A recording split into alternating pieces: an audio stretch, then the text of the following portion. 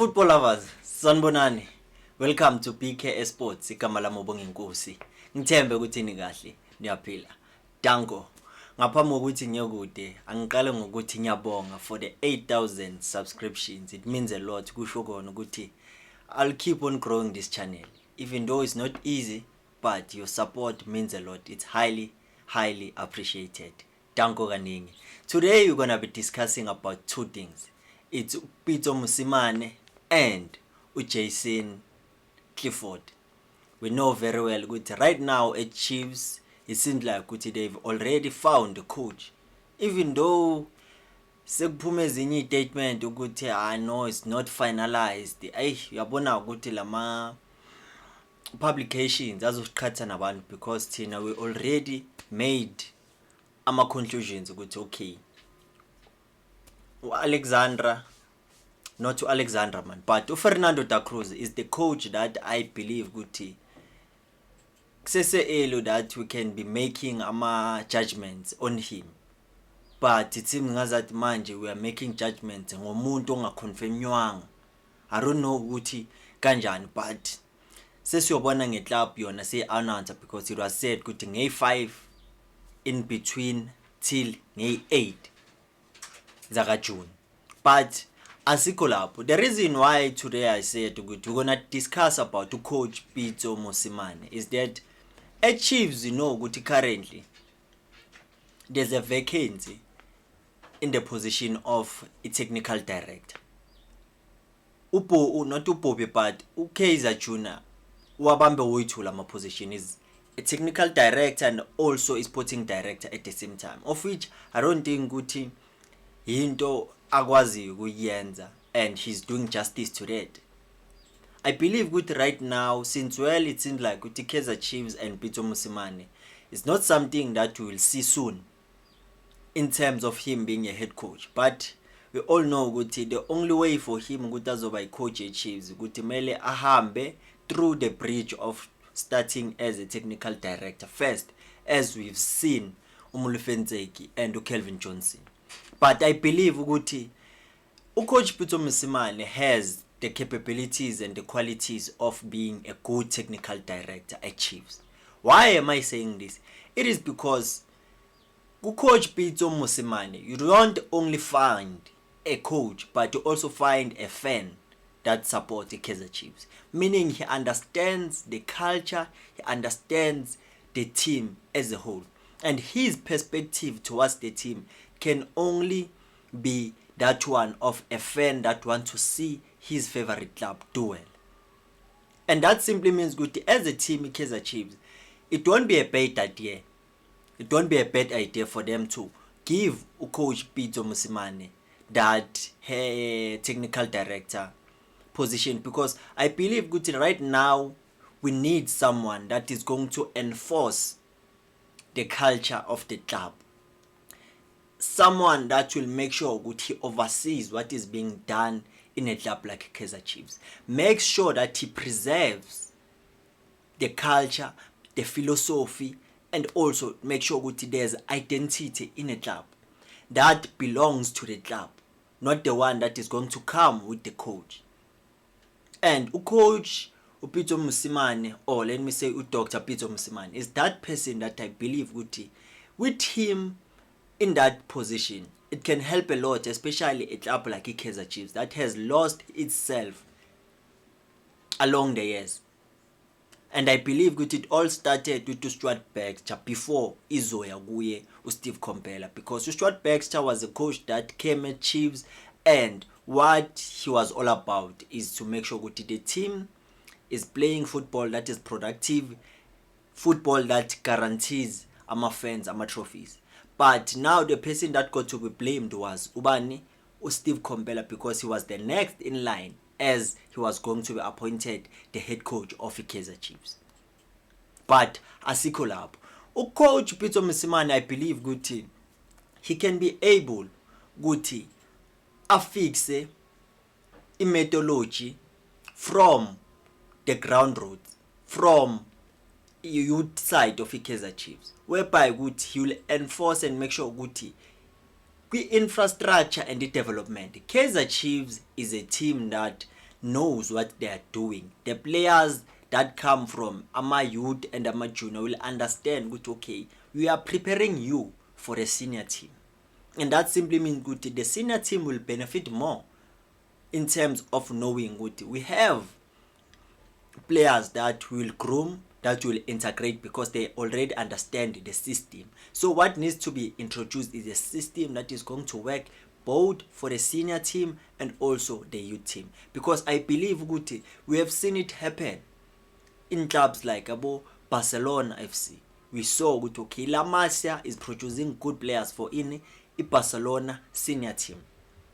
And for Kaizer Chiefs, I also believe ukuthi they need someone that understand the culture. I'm not saying ukuthi Kaizer Junior is bad, but I believe ukuthi he was not born yet Kaizer Chiefs were not established. And if you are comparing in terms of knowledge, Upito is far ahead of Ujuna. Ujuna, even though yena uyithole ngendlela Kaizer Chiefs and understood the ways of doing things, but you need someone that was there before, who knows what okay, this is what used to work for Chiefs, this is the kind of players that we used to recruit, this is how the team needs to play. And that starts from understanding yourself. Okay, we are a team that wants to play this certain way, this is our game model. We need to make sure that whatever that we are doing, we preserve it. But we have to start first by making sure that we introduce that system, the philosophy, something that we believe in from the youth ranks, because that helps a senior club. And we are looking forward to kube continuity in what is being done with senior team, because that simply means it will also help the club in terms of, even if they decide in terms of firing and hiring coaches, recruitment, but they'll know whenever we need to make a signing of players, whenever we need to sign a coach, we are looking for a specific coach that will align with the ways of how the team is being done, what the team is made of. And that's what you'll get from Coach Pitso Mosimane. I don't know why I keep on saying Coach. Okay, let me fix it. Dr. Pitso Mosimane, because Masega is technical director, Sega somebody as a coach. But the important thing is that one. It's high time whereby with the Kaizer Chiefs now they go back and then they fix everything that was broken. And Pitso Mosimane is that person. I believe at least sengaba isithoba nhliziyo lesi, because most people expected him to be the new head coach of the Kaizer Chiefs, but Kaizer Chiefs, it seems like they had other plans. And Pitso Mosimane, I don't think he might be interested right now in coaching Kaizer Chiefs, because he wants to be a coach of a national team. It might be Bafana Bafana, it might be Imali, because right now something happened with Mali where we all thought Florent Ibenge secured that job, but something happened, he had to attend my family matters. So it simply means they have to start afresh and look for a coach.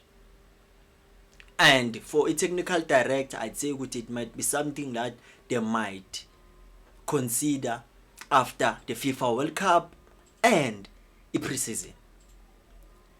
Because I believe as a sporting director, Kaizer can only do as much as trying assign my players, a recruitable coaches, but is he recruiting based on what is being done at the club, whereby there's someone that is an overseer? I'm talking about the technical director. Because before you sign players, you have to understand I'm signing players because we need to bolster this position and we need this specific kind of a player that will fit in that role that needs to be fulfilled.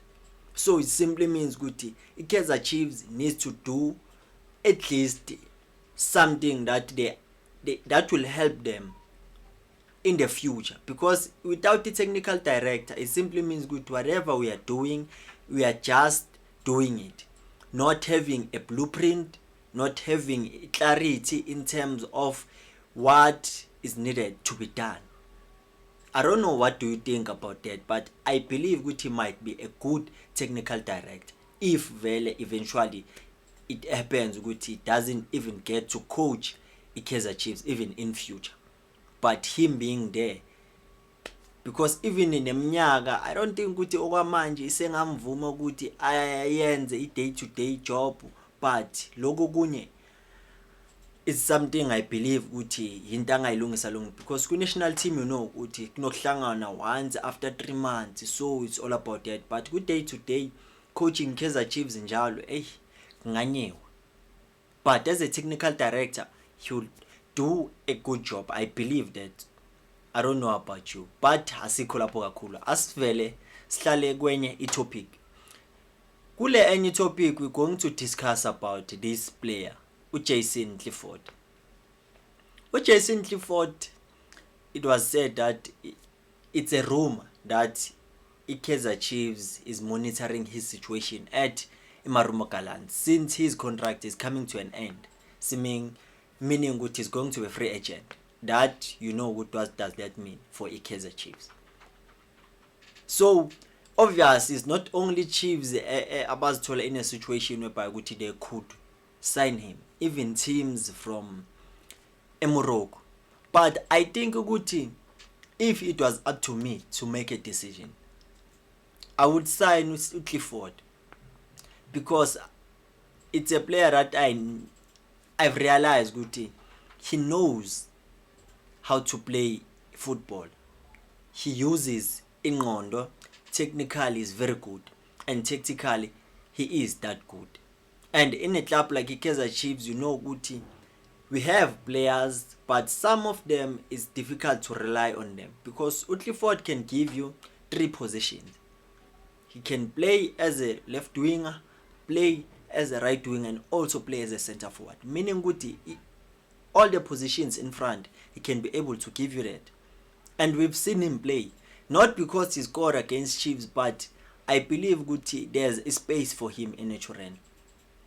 Yebo age yona ngeke igculise because he's 8 years. So it's another thing that I believe the Kaizer Chiefs might consider if they were given an opportunity to sign him from Marumo Gallants, as he's going to be a free agent. But this player, I believe at Chiefs he can add i-experience yakhe, especially as he is well traveled.